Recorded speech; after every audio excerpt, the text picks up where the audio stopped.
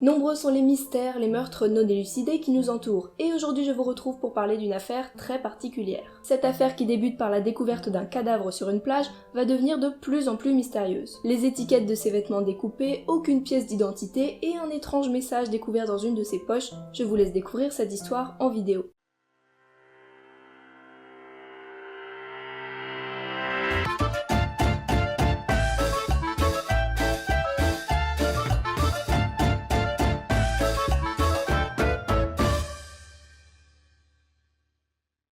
Pour vous raconter cette histoire, il faut remonter en 1948, le 30 novembre. Ce soir-là, des passants remarquent un homme en costume allongé sur la plage de Somerton en Australie, la tête appuyée contre un muret. Vu les mouvements et le comportement de l'homme, certains ont pensé qu'il était ivre. Ils l'auraient vu lever un de ses bras et le laisser retomber assez lourdement sur le sol. Donc soit effectivement il est ivre, soit il est assez fatigué de sa journée. Le lendemain matin, donc le 1er décembre, cet homme est retrouvé mort sur la plage dans la même position que la veille. Il était donc habillé de manière particulièrement soignée, en costume, avec des chaussures cirées. Bon, jusque-là pourquoi pas, mais le plus étonnant c'est que l'homme portait des vêtements relativement chauds pour la saison. Et oui, il faut savoir qu'en décembre, en Australie, les températures tournent plutôt autour de 25 degrés, ça nous change de la France. Bref, suite à la découverte du corps, l'homme est emmené à l'hôpital. Il est alors fouillé pour déterminer son identité, mais rien, aucune pièce d'identité, même les étiquettes de ses vêtements ont été découpées. Le docteur John Barclay Bennett évalue l'heure de la mort de l'homme aux environs de 2 heures du matin, et il pense que la cause de la mort pourrait être une insuffisance cardiaque. Mais comme vous allez pouvoir le voir, la réalité semble bien différente. Une autopsie fut tout de même effectuée afin d'en savoir un petit peu plus. Les médecins ont alors pu remarquer, en y regardant de plus près, que les pupilles de l'homme étaient particulièrement petites par rapport à la normale. Le foie de l'homme était également gonflé de manière peu commune. Et en inspectant l'estomac de notre cher inconnu, les médecins y ont trouvé évidemment son dernier repas, mais aussi du sang. Et là, l'hypothèse de l'empoisonnement fut envisagée. Et si l'homme avait été assassiné? Dans ce cas, l'étrange comportement qu'avait eu notre homme, par exemple en essayant de lever son bras et en le laissant retomber lourdement,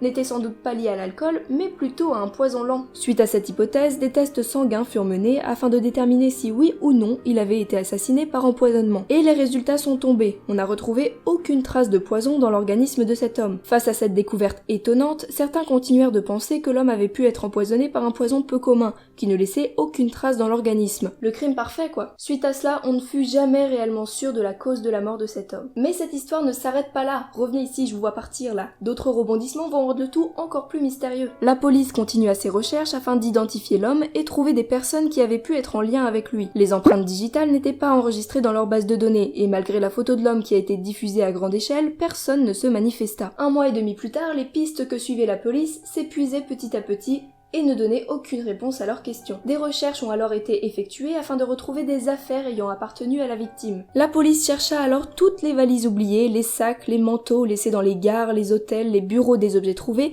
et là, miracle. La police a mis la main sur une valise marron qui avait été trouvée dans les vestiaires de la gare la plus proche. Elle avait été déposée là le 30 novembre, soit la veille de la mort de notre homme. Coïncidence? Je ne crois pas. Mais que pouvait-on trouver dans cette fameuse valise? Les enquêteurs ont pu y trouver quelques vêtements dont les étiquettes étaient également coupées, quelques objets sans grand intérêt, une bobine de fil orange de la même couleur qu'une couture du pantalon de la victime. Malgré cette découverte, ça n'apporta pas grand-chose à l'affaire. Les spécialistes décidèrent donc de réexaminer le corps, et plus particulièrement ses vêtements. Et c'est là que fut découvert dans une petite poche cousue dans la ceinture du pantalon de la victime, un message. Ce message, en 2 mots seulement, était tapé dans une police peu commune, et on pouvait y lire « Tamam Sound ». Ah bah merci, ça nous aide beaucoup dans notre enquête, ces 2 mots incompréhensibles. Après avoir pu déterminer que ces mots étaient en persan, on put en trouver l'origine. Ils provenaient d'un livre de poésie nommé le Rubaiyat, d'Omar Khayyam, et signifieraient « tout est fini ». Étrange pour quelqu'un qu'on a retrouvé mort sur une plage d'avoir cet unique morceau de papier caché sur lui et signifiant que tout était terminé. Quoi qu'il en soit, les recherches continuèrent afin de trouver l'édition du livre dont avaient été extraits ces 2 mots.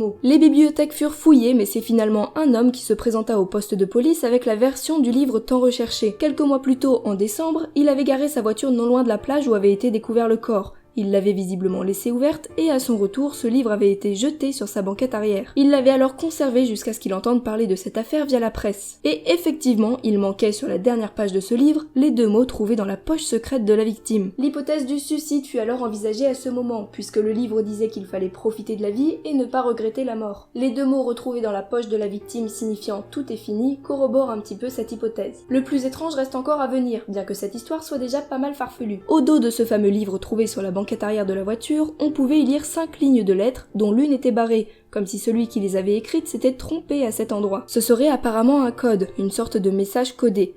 Alors est-ce que notre victime sans nom était un espion? Pour qui travaillait-il? Et que pouvaient donc signifier ces fameuses lignes de lettres? Ce sont les questions que se posèrent les spécialistes du décryptage qui ont travaillé sur ces lignes de lettres. Malheureusement, cet étrange message codé n'a jamais été résolu et on n'a jamais su réellement qui était cet homme sur la plage. On ne sait pas non plus s'il a été assassiné ou s'il s'est suicidé. Le mystère reste entier depuis toutes ces années.